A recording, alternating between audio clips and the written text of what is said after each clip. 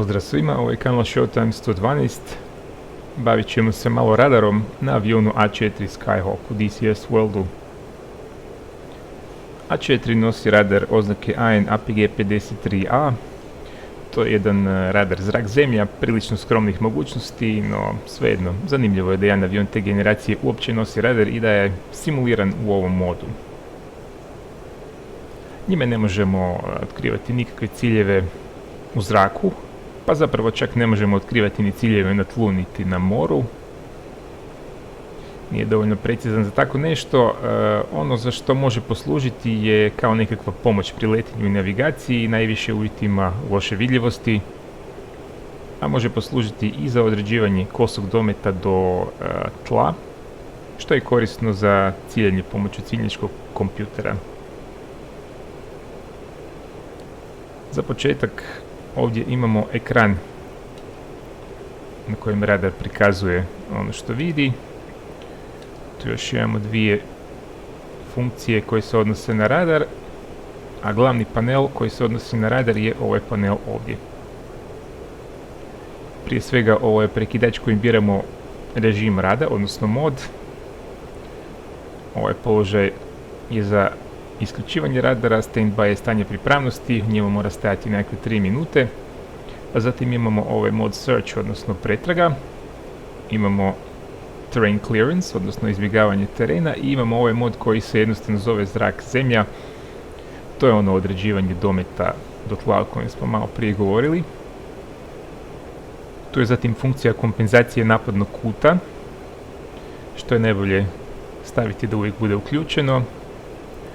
Ovdje imamo još regulator s kojim možemo ručno spustiti, odnosno uperiti antenu gore ili dolje do 15 stupnjeva, odnosno 10 prema gore, 15 prema dolje. I konačno, ovo je regulator glasnoće upozorenja koji funkcionira u ovom modu izbjegavanja terena. Idemo za početak staviti radar u ovaj prvi mod pretraga. Možemo i maknuti palicu. Sada vidimo da je počeo djelovati, no međutim još ništa ne prikazuje, zato što nam je nos usmjeren malo prema gore. Evo sada kad smo ga usmjerili prema dole, sad dobivamo nekakve odraze.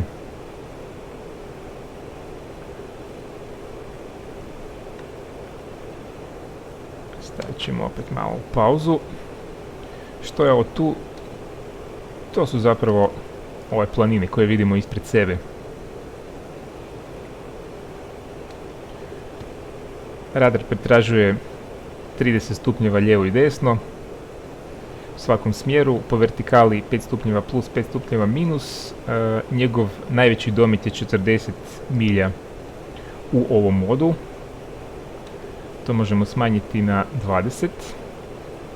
Znači imamo ovaj prekidač za dugački ili kratki mod. Kad smo u ovom modu općenitog pretraživanja, onda zapravo vidimo prikaz odozgo. Ovo je tlocrt. Znači ovdje je naš avion. Ovdje je 40 milja, a svaka ova crta je po 1/5, odnosno po 8 milja. 8, 16, 24, 32 i 40. Kada smo u kratkom modu,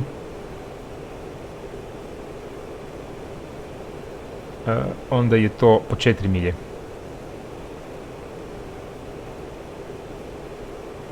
Znači sada vidimo da se planine nalaze otprilike na 20 milja od nas.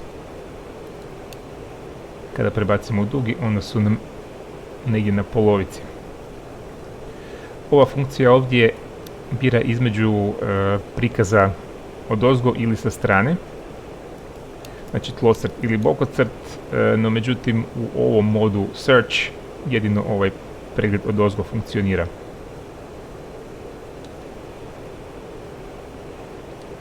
Imamo tu zatim mogućnost aktiviranja ovog filtera.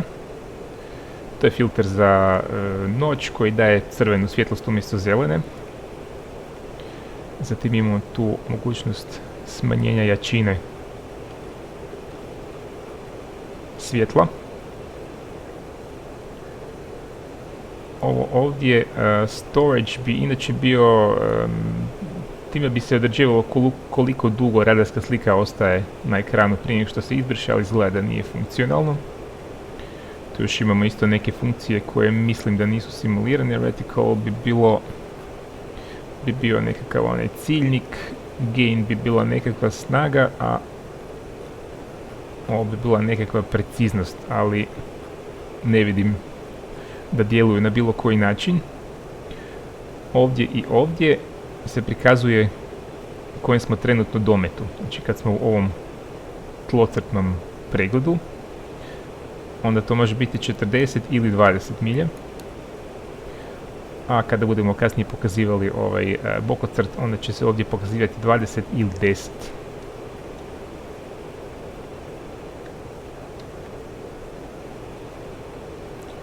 Čim mi malo podignemo nos, onda više nemamo nikakve odraze, jer sada radarske zrake odlaze preko ovih brda i ne reflektiraju se.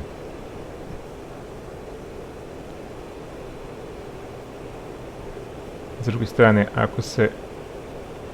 ako uperimo nos prema moru, u ovom slučaju onda isto nemamo nikakve odraze i ništa ne vidimo.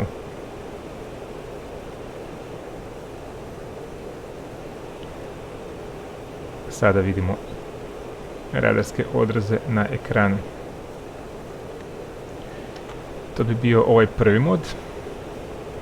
Sada ćemo malo pogledati ovaj mod za izbjegavanje terena, Terrain Clearance. I da bi on bio aktivan moramo prebaciti u ovaj profilni prikaz. Sada sa ovim prekidačem biramo između 10 ili 20 milja. Naš avion je sada ovdje i prikaz je bočni. Ova linija ovdje predstavlja 1000 stopa ispod naše putanje. A ovo ovdje su odrazi od terena, odnosno od brda. Kada ti odrazi pređu ovu liniju iznad 1000 stopa ispod naše putanje, onda ćemo dobiti zvučno upozorenje. To isto znači da smo na nekakvoj putanji sudara.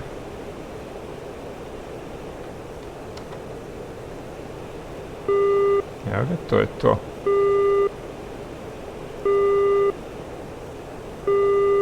Možemo malo smanjiti glasnoću s ovime.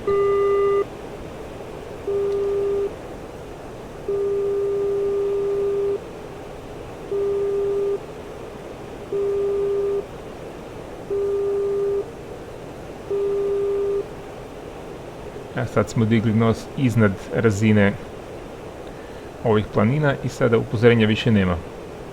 Ako se spustimo, ponovo dobivamo upozorenje. Što nam je tlo bliže, to će ovaj zvučni signal biti dulji.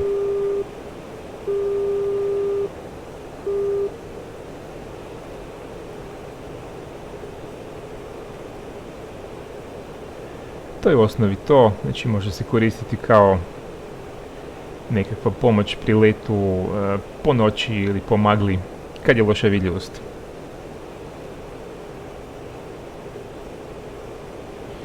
I konačno imamo ovaj zadnji mod.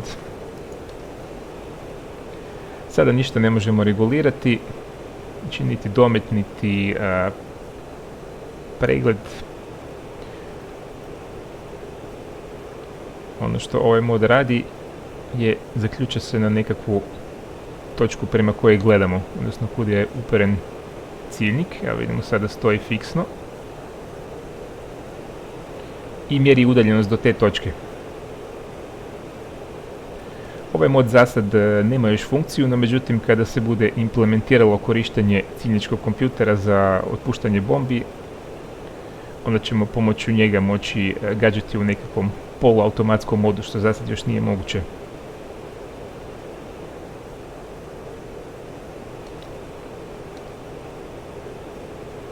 To bi bilo to što se tiče radara. Nema neku pretjeranu funkciju, ali eto, nije loše da ga imamo. Ako vam se video svidio, ako vam je bio neki koristi, nemojte zaboraviti kliknite na gumb like, to je vrlo bitno za kanal. Ako se niste još pretplatili na kanal, pretplatite se. i nastavite pratiti Showtime 112. Pozdrav svima!